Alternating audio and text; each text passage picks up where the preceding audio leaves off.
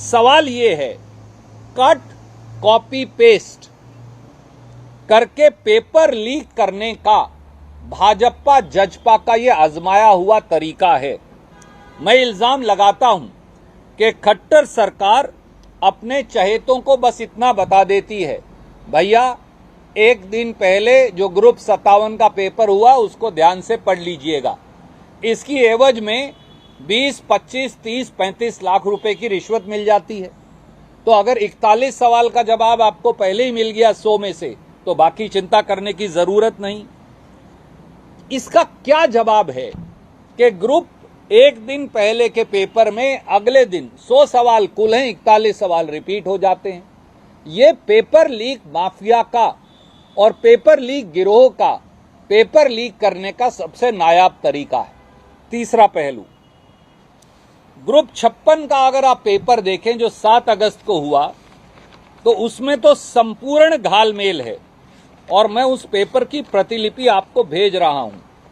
उसमें जो कमाल की बात है वो ये है, उदाहरण के तौर पर उसमें सवाल नंबर 87 की तरफ मैं आपका ध्यान आकर्षित करूंगा।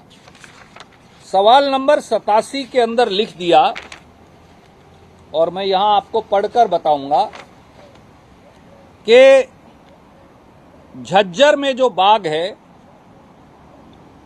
वो जहांनारा बाग है। अब जहांनारा बाग का नाम बदल के क्या रखा, सवाल इतना ही है। पर सच बात यह है कि झज्जर में जहांनारा नाम का कोई बाग ही नहीं है। वहां जो बाग है उसका नाम है जहां आरा। तो अगर सवाल ही गलत है तो बच्चे जवाब कैसे देंगे? इसी प्रकार से इसी पेपर में एक और सवाल दिया और उस सवाल में लिख दिया, जो एक बड़ी गंभीर बात है, ये है सवाल नंबर 87। एक सायकालीन पेपर अखबार है जो हिसार से हरियाणा से छपता है, उसका नाम लिख दिया नभचोर। मैं फिर दोहराता हूं, अखबार का नाम लिख दिया नभचोर। अखबार का नाम है नभचोर। तो जब सवाल ही गलत है तो बच्चे जवाब कैसे देंगे? तो ये इस पेपर की वास्तविकता है। और इतना ही नहीं, ऐसा लगता है खट्टर सरकार को अब हिंदी भाषा का ज्ञान नहीं, और मैंने इसके 11 उदाहरण आपके सामने निकाले हैं। इनको एग्रीकल्चर लिखना नहीं आता। जब HSSC कोई एग्रीकल्चर लिखना नहीं आता, उसको लिखते हैं अग्रीकल्चर। तो बच्चा जवाब सही कैसे देगा? इनको आवंटित लिखना नहीं आता, लिखते हैं आवंटित। तो बच्चा सवाल का जवाब कैसे देगा? इन्हें साइकिल लिखना नहीं आता, साइकिल की स्पेलिंग भी गलत है। इन्हें इंटरनेशनल लिखना नहीं आता, ये उसको भी गलत तरीके से लिखते हैं। और इस प्रकार की अनेकों त्रुटियां हैं। मैं पेपर आपको भेज रहा हूं।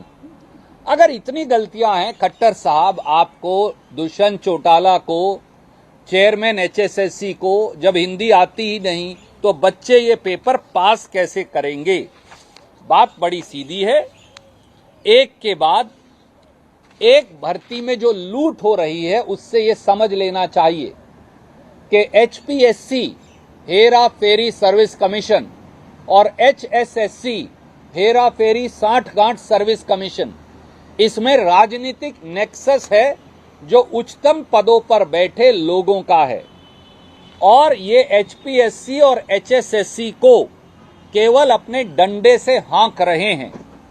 इनकी रणनीति बिल्कुल साफ है। HPSC ने हाल में हुए HCS के पेपर में 38 सवाल रिपीट कर दिए। अब HSSC ने ग्रुप 57 के पेपर के 41 सवाल ग्रुप 56 के पेपर में अगले दिन रिपीट कर दिए। तो अच्छी हेरा फेरी का बड़ा सिंपल तरीका है, भैया पिछला पेपर पढ़ लो, 25 लाख रुपए रिश्वत दे दो। तो हरियाणा की जनता को हम लगातार सावधान करते आ रहे हैं। मध्य प्रदेश का व्यापम अब हरियाणा में आ गया है और हरियाणा में इसे हेरा फेरी का हर व्यापम कहते हैं। और इस हर व्यापम के शिकार हरियाणा के वो 3,59,000 नौजवान हैं जिन्होंने CET पास किया था। हमारा ये कहना है, आज भारत छोड़ो आंदोलन की 81वीं वर्षगांठ है और हमारे पूर्वजों ने हमें 3 हथियार दिए थे, प्रेयर, प्रोटेस्ट, पेटिशन। अब इससे आगे जाने का समय आ गया है, क्योंकि खट्टर सरकार को झोला उठवाकर चलता करने के सिवाय कोई चारा नहीं। इसलिए प्रदेश के युवाओं की ओर से हमारी 4 मांग हैं। अपनी शुचिता खो चुकी इस भर्ती परीक्षा को तुरंत रद्द करके सभी सीईटी पास 3,59,000 बच्चों को मौका देकर पुनर्परीक्षा करवाई जाए। ग्रुप 57 और ग्रुप 56 की परीक्षा बर्खास्त हो। दूसरा, एचएसएससी के चेयरमैन और सदस्यों को बर्खास्त किया जाए और इन सब पर एफआईआर दर्ज कर इन्हें हथकड़ी लगाई जाए। तीसरा, सीईटी के परिणाम को 4 अगस्त 2023 को पंजाब हरियाणा हाईकोर्ट के एकल जज ने निरस्त कर दिया।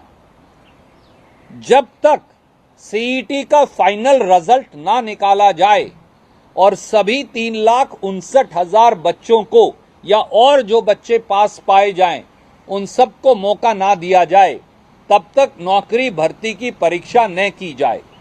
चौथा, प्रदेश में चल रही नौकरियां बेचने की संगठित मंडी व इसमें संलिप्त सफेदपोशों की हाई कोर्ट के सिटिंग जज से जांच करवाई जाए, तभी हरियाणा के युवाओं का भविष्य बच पाएगा।